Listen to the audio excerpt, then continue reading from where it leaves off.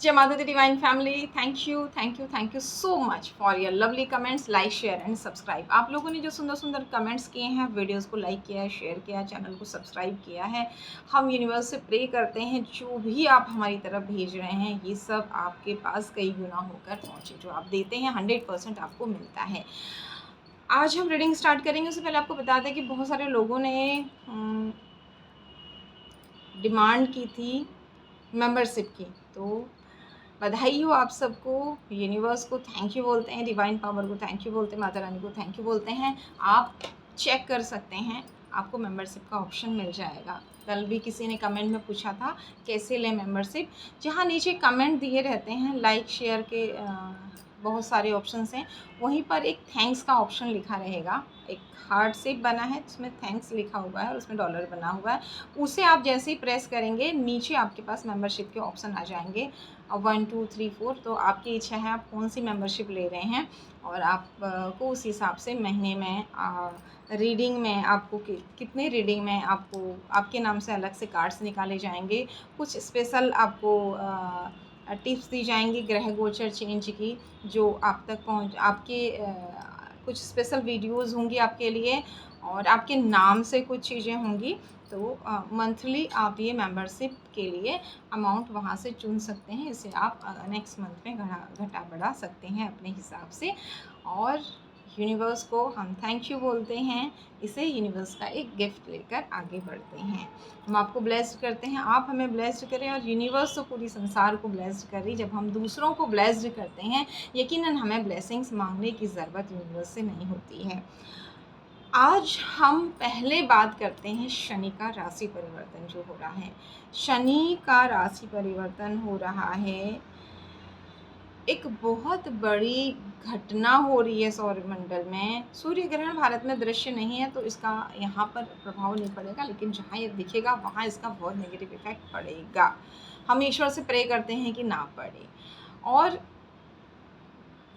जो सूर्य शनि शुक्र इतने सारे ग्रहों की युति, 6 ग्रहों की युति एक जगह पर हो रही है, और वो भी कब, जब हमारा हिंदू नव संवत्सर शुरू हो रहा है।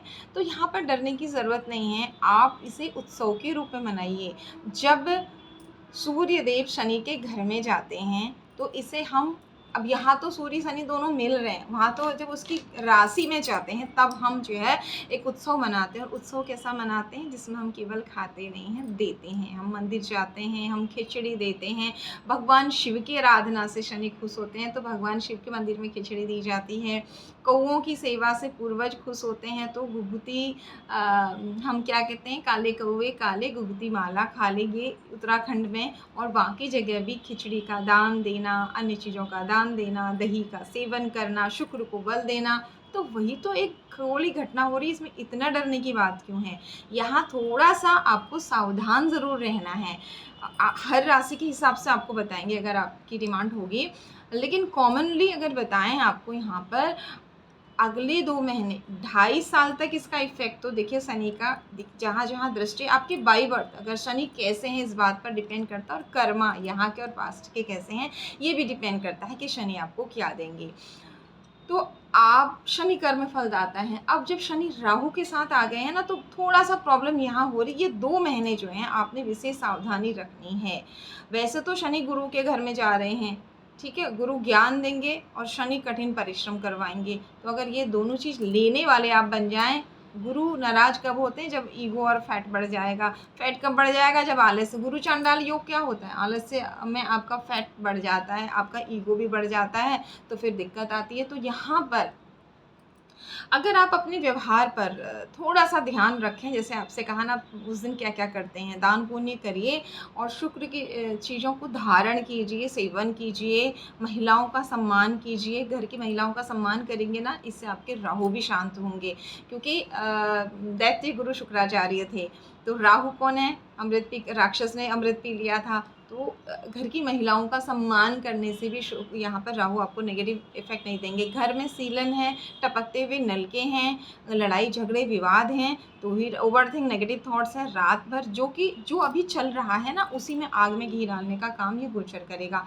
रात भर जग रहे हैं, सुबह को सो रहे हैं, दिन में सो रहे हैं, और किताब में जब हम पढ़ते हैं ना, इवन हमको जब कुछ चीज़ें याद भी होती थी, तो हमसे कहते थे पिताजी कि किताब से पढ़ो, उँगली रख के पढ़ो, पिताजी कहते थे बोल के पढ़ो। इससे पता है क्या होता था, आज पता लग रहा है, आपका बृहस्पति बलवान होता है। चाहे आप न्यूज़पेपर पढ़ रहे हैं, चाहे आप सिलेबस की बुक पढ़ रहे हैं, चाहे आप कोई आध्यात्मिक किताब पढ़ रहे हैं। जब आप किताब में उँगली लगा कर पढ़ रहे हैं इस तरीके से, तो आपके बुद्ध भी बलवान हो रहे हैं बोलने से, और पढ़ने से आपके गुरु बलवान हो रहे हैं, और लिखने से आपका थर्ड हाउस एक्टिव हो रहा है।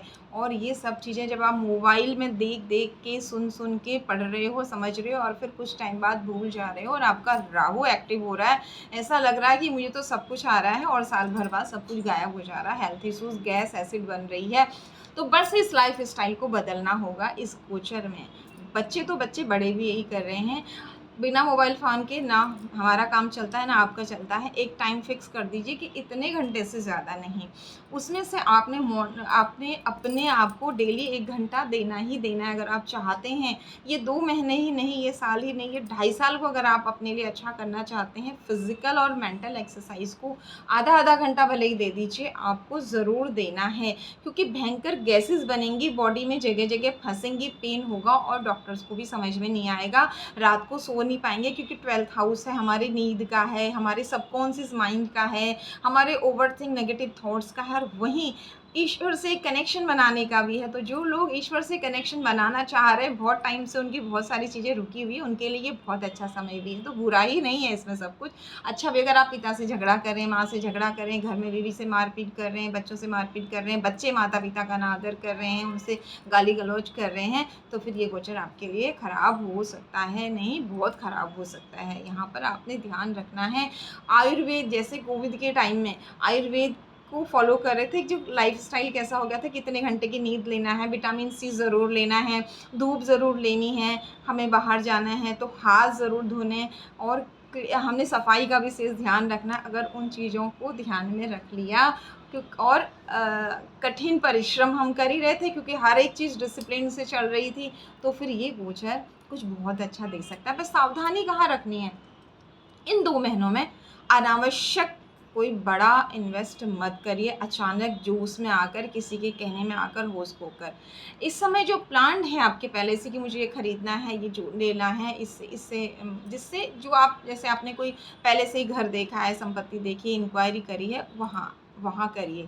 फालतू के खर्चों में मत लगाइए, एक प्रॉपर। और इन 2 महीनों में अगर आप अवॉइड कर सकते हैं, फिक्स करके रखिए, 18 मई के बाद उसे फाइनल करिए। अगर बहुत अर्जेंट नहीं है तो रोक करके रखिए। इस समय कोई बहुत बड़े निर्णय इस वक्त में जल्दीबाजी में मत लीजिए। 2 महीने का टाइम बहुत बड़ा नहीं है, इसे आप रोक लीजिए तो बहुत अच्छा होगा। बस हम दशा को नहीं बदल सकते, दिशा बदल सकते हैं। अगर आप ऐसा करते हैं तो ये गोचर आपके लिए बहुत अच्छा भी हो सकता है, कोई दिक्कत नहीं है। यहाँ पर पिता पुत्र का जो ये संयोग हो रहा है, बस मैं बड़ा तू बड़ा, मैं छोटा तू बड़ा, इस तरह की, तू छोटा की इस चक्कर के विवादों में फंसने से, घर में कलेश होने से, और अहंकार बढ़ने से, ओवरथिंक नेगेटिव थॉट्स बढ़ने से, गलत लाइफ स्टाइल से प्रॉब्लम हो सकती है।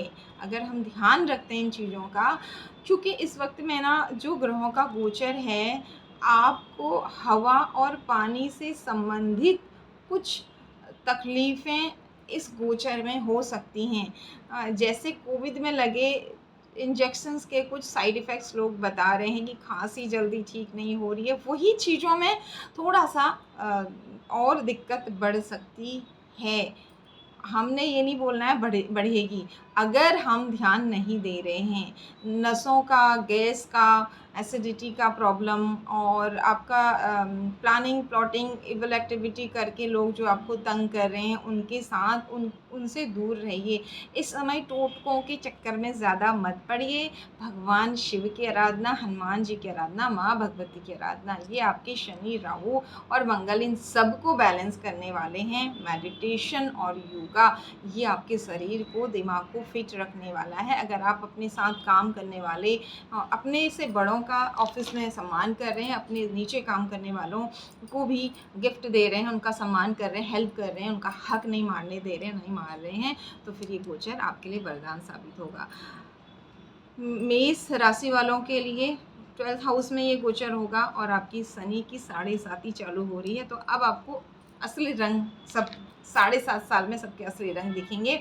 इसका प्रभाव होगा आपके सिर पर, आपके पेट पर, आपके परिवार पर और आपके भाग्य पर और धर्म पर और आपके गुरु पर। इस वक्त में सभी लोगों को, क्योंकि गुरु के घर में शनि राहु हैं, अगर आप गुरु, आध्यात्मिक गुरु की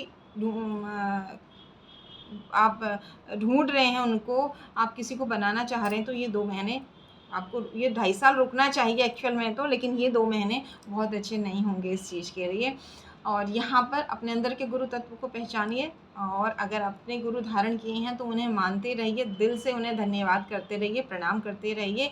ज़्यादा इस वक्त में किसी से भी उपाय, और ये जो लोग जगह जगह जा कर के आज इसकी कल उसकी रेमेडीज़ लेते रहते हैं, दरबार दरबार जाते हैं, कल इसके पास उसके पास चमत्कारियों के पास घूमते रहते हैं, उनके लिए समय बहुत सावधान होने को कहता है। अगर आपने सब कुछ अपने इष्ट पर, अपने राधे पर छोड़ दिया है, आपकी जीवन में तकलीफ़ें आई जा रही थी, फिर भी आप कठिन परिश्रम करके सही राह पर चल रहे थे, तो आपको ये गोचर बहुत चमकाने वाला भी हो सकता है।